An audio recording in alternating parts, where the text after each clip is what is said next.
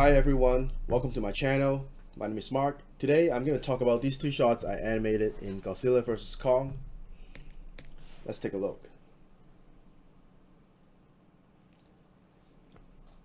I'm responsible from layout, camera creations till animation final. For these shots requiring camera creations with creatures running around doing actions, it will be easier for animators to finish the task. This story is happening in my hometown, Hong Kong. I grew up there, and I studied in a school called St. Paul's College, and it's around here. Every day I got off from school, I was waiting for buses around here, and I was looking at these towers, and I never thought one day I would animate two creatures fighting in this area. And to me, I have special feelings on these two shots. Now, when supervisor Eric Petty gave me a kickoff on these shots, he told me Mecha has to do a fake, and then Godzilla is trying to attack to where he is. Right, Godzilla is getting ready. Godzilla is gonna attack this position. Mecha dodge. He has to grab the tail, go around Godzilla, throw him down, drag, and throw him in the next shot. The challenging moment in this shot is how I have to grab his tail, right? And I try to make sure his hand is contacting on the tail, because when I was animating these shots, I don't know if they want to change camera, right? So if I'm not cheating in the settings and I'm doing a good job in, whenever they change the camera, I don't need to readjust my animation. That would be the goal. So to me, not cheating anything in the shot would be very ideal. So this part is actually grabbed and he's turning around.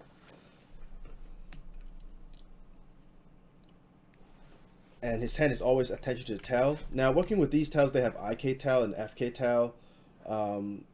It's always difficult because when you change position on Godzilla, it changed the tail too, and then it would change the position on Mecha's hand.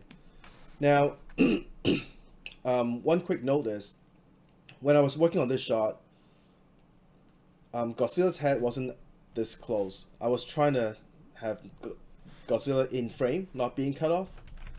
So his head was actually around here. His mouth was this big. The reaction from supervisors was good, and he told me to keep pushing it further and further, closer to the camera. And this is what I did, and it actually gave me advantage while animating Mecha from behind. Because think about this, right? This Godzilla, and that's the tail, right? When you have more room, it means Mecha can stretch his arm more to grab his tail. This Mecha, this Godzilla, right? And then because he's so close to the camera, it hides him from behind, so it's easier for him to wrap around to this position, which is here. Boom. Okay. Now, the other thing I want to talk about is, I know this landscape really well. Mecha is actually from uphill, and Godzilla is from downhill. When you look at this shot, you don't really see that he's coming up, but to me, it was kind of difficult to make him run upwards, because we got to make sure the feet that contact the ground, they're not sinking in too much. You can't animate his feet like going in like this. Then the destructions, the effects will be all messed up. I try to avoid kickbacks from the other departments. Now, the other thing I want to talk about is, I gotta slow down this motion so we can see things better. Doing these huge creatures, you try to have bigger steps instead of smaller steps. So while I was animating, I actually did body acting, try to do some reference, right? So I'm gonna draw out the foot contact. Boom. And then he's using his boom boom. These are quick 2 steps. He's using his left to do a pivot. And his switch. So you see this leg is always straight. It's supporting his body.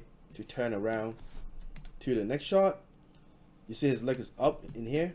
Originally in the next shot his leg was up and land in the next shot. However, the editor decided to cut it out. It still make a nice motion.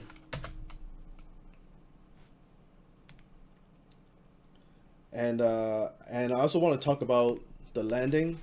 While we do landing shots in bigger creatures, we try to separate body parts. So we don't want everything to land all at once. For this shot, I have his tail coming down because Mecha is dragging his tail, right? So it would make sense for this root to come down first, land, and the chest coming down second, hand coming down the third, boom boom, and then head coming down, and then this hand's coming down, and for the legs, boom. I try to get this leg kicking up, so while these body parts is coming down, there's some parts that is offset and it's going up. Of course, after it comes up, it has to come down because it starts dragging. From side views, you want to do something like this, like this, the volume, and it's being dragged out. Okay, so it's like, and you see this bigger moment here. Let me clear this frame, it's kind of getting messy. Alright, so this is what we want to see. You see this volume in here, right? And then you see how it collapses and it's being sucked towards this direction. I don't know if it makes sense to you. If it doesn't make sense, you let me know, okay? Same thing here when he lands. Root come down first, boom, and then chest, and then head, and then hand. And while he's sliding, when you do this kind of shots, when he's sliding, here you go. You want to create this moment. Boom, boom, boom, boom. Try to create interaction with the landscape. Okay. So let's take one last look at the shot. See if I left anything I want to talk about.